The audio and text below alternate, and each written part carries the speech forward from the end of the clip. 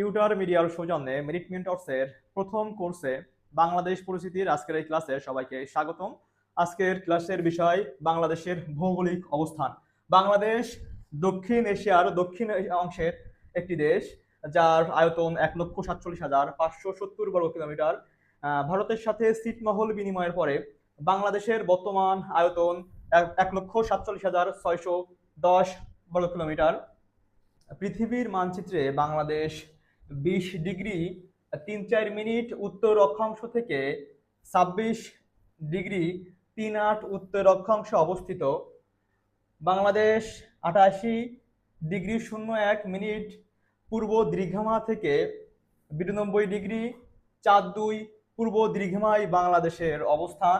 বাংলাদেশের পশ্চিমে আছে ভারতের পশ্চিমবঙ্গ, এই অংশটা আছে ভারতের পশ্চিমবঙ্গ, যেখানে বাংলাদেশের সাথে পশ্চিমবঙ্গর মানে এখান থেকে এই পর্যন্ত সীমানা হচ্ছে 2217 কিলোমিটার।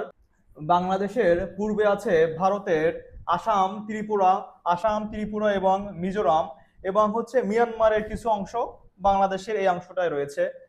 তারপরে বাংলাদেশের উত্তরে রয়েছে ভারতের মানে এই অংশটায় আছে ভারতের পশ্চিমবঙ্গের কিছু অংশ, এখানে আছে হচ্ছে আসাম এবং মেঘালয়ের কিছু অংশ, এবং বাংলাদেশের দক্ষিণে আছে বঙ্গোপসাগর।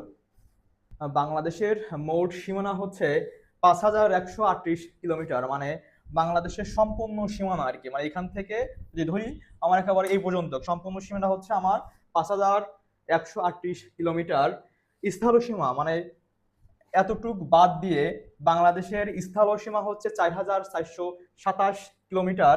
ভারতের সাথে আমাদের সীমানা রয়েছে 4,156 কিলোমিটারের সীমানা আছে আমাদের পার্শ্ববর্তী দেশ ভারতের সাথে, এবং মিয়ানমারের সাথে আমাদের সীমানা আছে 283 কিলোমিটার, এবং আমাদের বঙ্গোপসাগর তথা আমাদের উপকূলীয় সীমানা আছে মানে এখান থেকে এ পর্যন্ত সীমানা আছে 711 কিলোমিটার।